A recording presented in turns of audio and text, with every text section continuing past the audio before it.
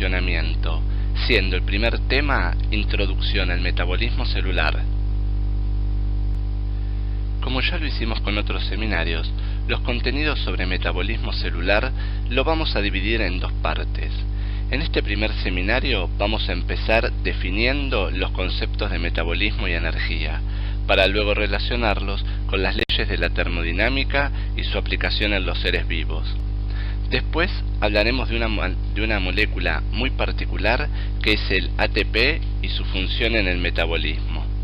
Para terminar, desarrollaremos el concepto de enzimas, cuáles son sus características y cómo se regulan. Por último, y como siempre, vamos a relacionar estos contenidos con su aplicación en las ciencias de la salud humana.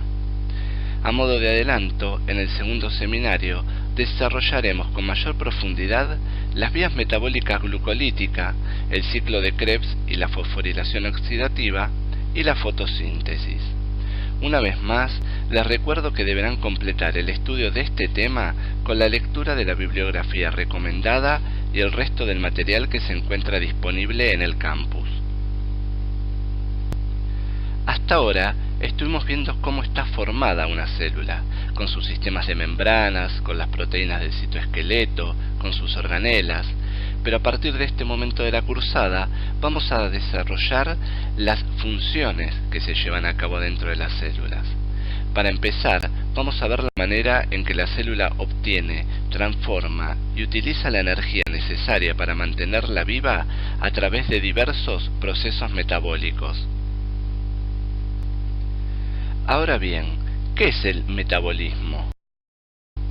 Lo vamos a definir como un conjunto de reacciones bioquímicas que involucran la síntesis, también llamado anabolismo, o degradación, en este caso catabolismo, de moléculas en donde interviene la utilización y o transformación de energía. Para unificar criterios, definamos el concepto de energía como lo necesario para producir un efecto. Cabe destacar que la energía es una sola, pero se presenta de diferentes formas, como por ejemplo podemos nombrar la energía potencial y cinética, la energía térmica, la eléctrica, la eólica o la lumínica, las que a su vez pueden aprovecharse para transformarla en otro tipo de energía. Relacionaremos estos conceptos con las leyes de la termodinámica. Cuando se quieren estudiar los procesos metabólicos que ocurren en un organismo general y en la célula en particular, como lo hizo Leloir, es necesario comprender las leyes sobre las que se basan estos procesos, que son las leyes de la termodinámica.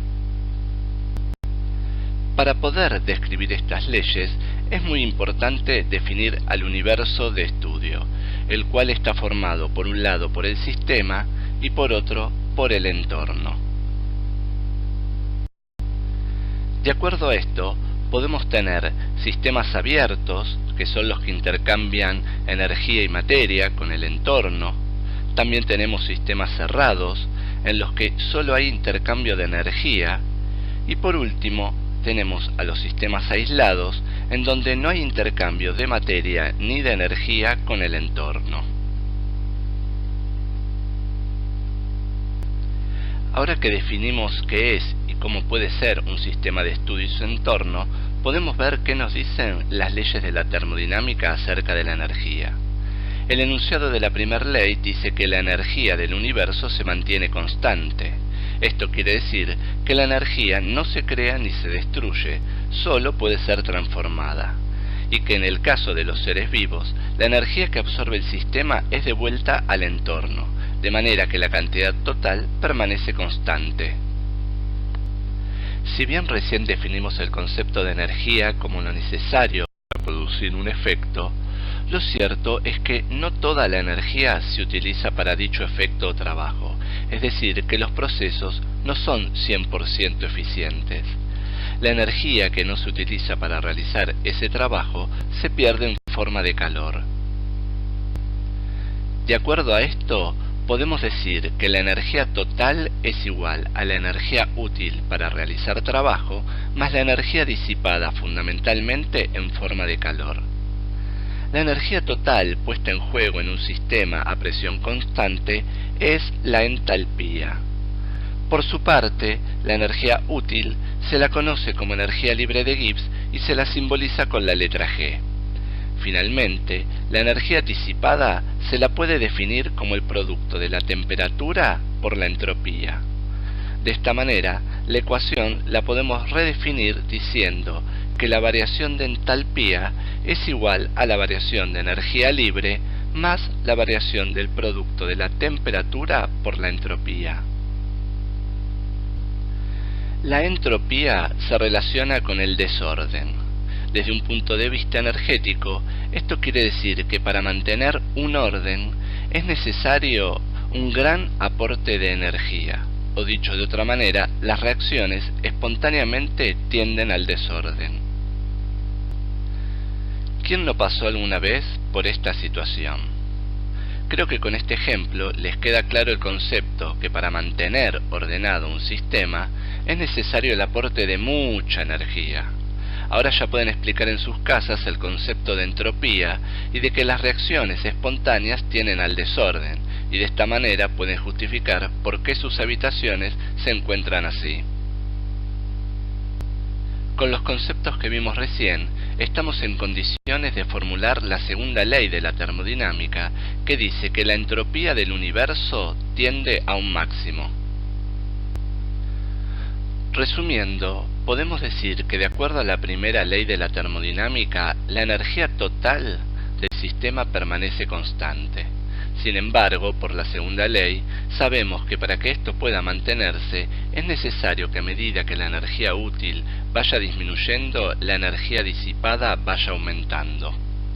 Otro concepto que se deduce de la primera ley es que independientemente de si la glucosa se degrada en un calorímetro en un solo paso, o si se hace en una célula, la cual, como verán en el próximo seminario, involucra muchos pasos, la cantidad de energía liberada por molécula es la misma.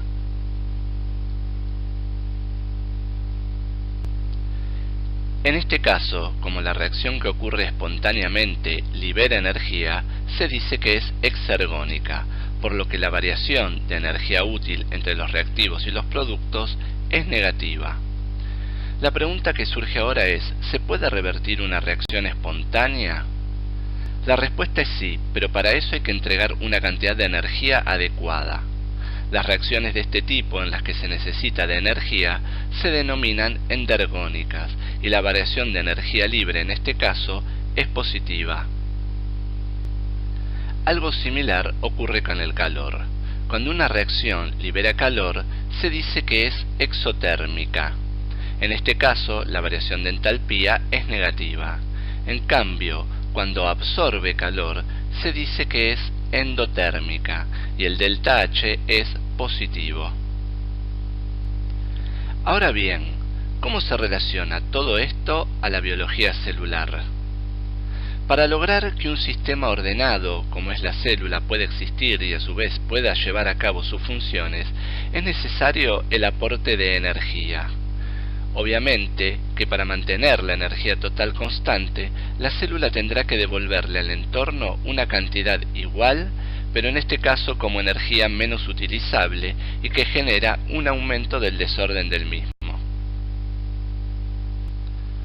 Otro concepto importante a destacar es que los sistemas inertes intercambian energía hasta llegar a un equilibrio, como por ejemplo cuando uno deja caer una pelota que rebota hasta detenerse. En el equilibrio deja de haber intercambio, por lo que la velocidad de las reacciones es nula o cero. En cambio, en los sistemas biológicos, si recuerdan del seminario donde desarrollamos el concepto de difusión, se llega a un estado estacionario, donde la velocidad de intercambio es igual en ambos sentidos y además es distinta de cero. Por lo tanto, las partículas se siguen moviendo, aunque la cantidad de moléculas sea la misma. Si lo relacionamos a la energía, podemos decir que los sistemas biológicos alcanzan un estado estacionario en donde la energía que absorben y la energía que devuelven es igual en ambos sentidos y además distinta de cero. Otro hecho relevante es que independientemente de la manera en que la célula obtiene energía, la transforma en energía química, es decir, aquella que está contenida en los enlaces o uniones entre los átomos que forman una molécula. En este sentido, la molécula energética por excelencia es el ATP, que es la abreviatura de adenosín trifosfato, y como todo nucleótido, está formado por una base nitrogenada, en este caso llamada adenina, que se une a un hidrato de carbono, que es la ribosa, al que a su vez se le unen los grupos fosfatos. Cuando los enlaces de alta energía del ATP se rompen, la energía contenida en ellos se libera y es utilizada y transformada por la célula para realizar diversas funciones, como por ejemplo, sintetizar los componentes estructurales de las células, o para transformarla en energía mecánica para poder contraer y relajar los músculos, como vimos en el seminario referido al citoesqueleto, o en energía eléctrica que se utiliza para enviar o recibir información proveniente de las neuronas. Como mencionamos recién, la energía provista por el ATP se debe a la ruptura del enlace formado entre el segundo y el tercer grupo fosfato. Por su parte, la síntesis de ATP se realiza por la energía obtenida por las células desde su entorno, lo que en definitiva termina generando un ciclo donde esta molécula se degrada y se sintetiza permanentemente. Mencionamos que la energía provista por el ATP es necesaria para llevar a cabo numerosos procesos y reacciones bioquímicas. Otras protagonistas fundamentales de dichas reacciones son las enzimas, que las vamos a definir como catalizadores biológicos, es decir, moléculas que aumentan la velocidad de una reacción química participando de la misma, pero sin sufrir modificaciones permanentes. De esta manera es posible llevar a cabo reacciones endergónicas o exergónicas en un tiempo compatible con las necesidades metabólicas de la célula. Dentro de los reactivos, la molécula sobre la que actúa la enzima recibe el nombre de sustrato, mientras las que se forman se llaman productos. A nivel estructural, la mayoría de las enzimas son proteínas, aunque también están las ribosimas, que son moléculas de ARN con actividad enzimática. Desde el punto de vista estructural y conformacional, las enzimas pueden ser simples o conjugadas. Se dicen que son simples cuando el sitio activo de la enzima, es decir, el sitio que reconoce al sustrato, está en la propia proteína. Por su parte, se dice que son conjugadas cuando la parte proteica está asociada a una estructura no proteica. En este caso, la parte proteica recibe el nombre de apoenzima y es inactiva. Cuando ambas partes están juntas, se llama holoenzima y corresponde a la forma activa. Si la parte no proteica corresponde a iones inorgánicos como magnesio, manganeso, zinc o hierro, recibe el nombre de cofactor. Si en cambio son macromoléculas como el FAD o el NAD, entre otras, se llama coenzima. Un concepto importante para comprender cuál es la función específica de las enzimas es el de energía de activación, que se la define como la mínima cantidad de energía que se necesita para que ocurra una reacción química. Las enzimas lo que hacen es disminuir la energía de activación a través de la generación de complejos moleculares entre la enzima y el sustrato que poseen una energía de activación menor que la del sustrato solo. Para poder ejercer su función, la enzima debe reconocer al sustrato e interactuar con el mismo. Existen dos modelos de interacción. Uno es el llamado modelo llave-cerradura, en el que el sitio activo y el sustrato se complementan totalmente. El otro es el modelo del ajuste inducido, en donde luego de haber una primera interacción entre la enzima y el sustrato, se induce un cambio conformacional en el sitio activo que permite la complementariedad total entre ellos. Veamos ahora cuáles son las características de las enzimas. Estas son muy específicas, por lo que existen miles de enzimas diferentes. son altamente eficientes, por lo que se requieren muy bajas concentraciones para que puedan cumplir su función. Además, como no sufren modificaciones permanentes, una vez finalizada la reacción, ya están listas para volver a actuar. Al disminuir solamente la energía de activación, no modifican la variación de energía libre de la reacción. Además, y finalmente, son susceptibles de ser moduladas o reguladas por diferentes factores como por ejemplo la temperatura, el pH, la concentración de sustrato y de la propia enzima, y también por la presencia de inhibidores. Cabe destacar que esta modulación o regulación de la actividad enzimática puede generar tanto un incremento como una disminución en dicha actividad. Existen básicamente tres mecanismos que pueden regular la actividad enzimática. Están aquellos que regulan la síntesis de la enzima, los que regulan su degradación y los que regulan la actividad catalítica sin modificar la cantidad de enzima sintetizada. Dentro de los que regulan la síntesis de las enzimas, se encuentran las moléculas que actúan en los sitios de regulación de la expresión del gen específico localizado en el ADN. Por su parte, las moléculas que regulan la degradación de la enzima lo hacen a través del mecanismo que vimos en el seminario de citosol y que corresponde a la marcación de la enzima con ubiquitinas para su posterior destrucción en el proteosoma. Finalmente, la actividad catalítica de una enzima puede aumentarse o disminuirse, pero sin modificar la cantidad de enzima sintetizada. Existen numerosos mecanismos que regulan la actividad catalítica. A continuación, mencionaremos y haremos una breve descripción de algunos de ellos, comenzando por la temperatura. Existe una temperatura óptima para cada enzima en la cual la actividad catalítica es máxima. Si se sobrepasa dicha temperatura, comienzan a producirse cambios conformacionales en la enzima que llevan a una disminución de su actividad. Por su parte, lo mismo ocurre con el pH, el cual también presenta un rango óptimo que variará de una enzima a otra en función de la composición aminoacídica. Otro regulador es la concentración del sustrato. A medida que ésta se incrementa, los sitios activos de las enzimas se van completando hasta alcanzar la ocupación total de los mismos. En este punto, por más que se incremente la concentración de sustrato, la actividad enzimática no sufre modificaciones. Desde el punto de vista fisiológico, la regulación por modificaciones covalentes de la enzima adquiere un papel muy importante. En este sentido, las modificaciones pueden ser reversibles o irreversibles.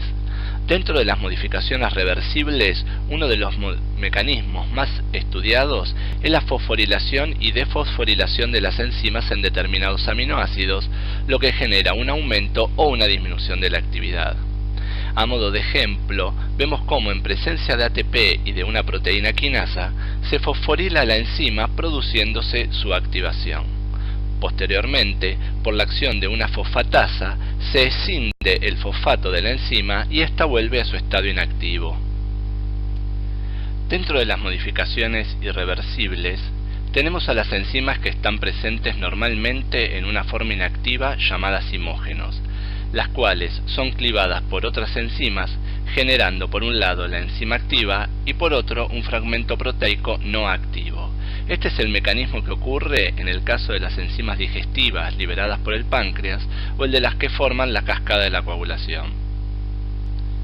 Otra modulación muy importante se debe a las interacciones alostéricas, que ocurren en aquellas enzimas que presentan más de un sitio de unión dentro de las mismas. De esta manera, en el sitio activo se une el sustrato y en el sitio de regulación se une el efector alostérico, el cual altera la conformación estructural de la enzima y por lo tanto de su sitio activo, pudiendo incrementar o disminuir la actividad catalítica de la enzima. Existen numerosos efectores alostéricos. A modo de ejemplo se puede nombrar al propio sustrato, o también interacciones recíprocas entre sustratos de diferentes vías, o también por mecanismos de retroalimentación positiva y negativa, es decir, cuando el producto de una reacción puede estimular o inhibir la actividad catalítica de la enzima respectivamente. Por último, tenemos a un grupo de moléculas que funcionan como inhibidores de las enzimas y que pueden hacerlo por diferentes mecanismos. En este sentido, tenemos a los inhibidores competitivos, que reciben su nombre porque se unen al mismo sitio que el sustrato y se comportan como inhibidores reversibles, ya que si se aumenta la concentración del sustrato, desplazan al inhibidor del sitio de unión y entonces la enzima puede cumplir su función. También están los inhibidores no competitivos, que se unen a un sitio distinto al del sustrato. Es por este motivo que el incremento en la concentración del mismo no aumenta la actividad catalítica de la enzima. Sin embargo, por lo general, esta unión es reversible. Existe un tercer grupo de inhibidores llamados irreversibles, porque se unen a la enzima de manera permanente, alterando la estructura tridimensional de la misma o favoreciendo su desnaturalización, impidiendo de esta manera que la enzima sea capaz de reconocer al sustrato. Este es el ejemplo de los productos organofosforados que se encuentran en los insecticidas y que inhiben a la enzima acetilcolinesterasa. También es el ejemplo del antibiótico penicilina, que inhibe a una de las enzimas necesarias para sintetizar el péptidoglicano presente en la pared de la bacteria. Durante el transcurso del seminario, fuimos nombrando varios ejemplos donde se relacionan los contenidos que venimos desarrollando con su implicancia en las ciencias de la salud. A continuación, veremos otros ejemplos más en donde la determinación de la cantidad de una enzima, así como la de su actividad, en la práctica cotidiana de los bioquímicos, le permite a los médicos arribar a posibles diagnósticos de diferentes patologías como el infarto agudo de miocardio, la pancreatitis o las hepatopatías, por nombrar solo algunas. Además, la industria farmacéutica utiliza las enzimas para obtener grandes cantidades de un producto y por lo general a bajo costo, como es el caso de los antibióticos de la familia de las penicilinas, o en la producción de formulaciones para terapia de reemplazo enzimático, o también como cofactores en el caso de las vitaminas. Otro uso muy importante de las enzimas es en la investigación. A través de la metodología conocida como reacción en cadena de la polimerasa o PCR por sus siglas en inglés, se pudo secuenciar el genoma humano.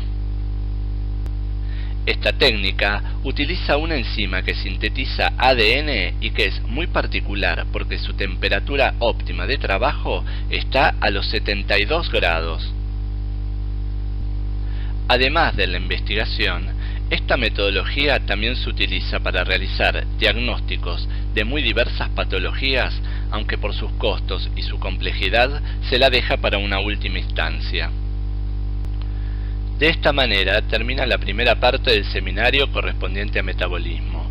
Los invito a ver la segunda parte, donde desarrollaremos la vía glucolítica, el ciclo de Krebs y la fosforilación oxidativa y la fotosíntesis. Muchas gracias.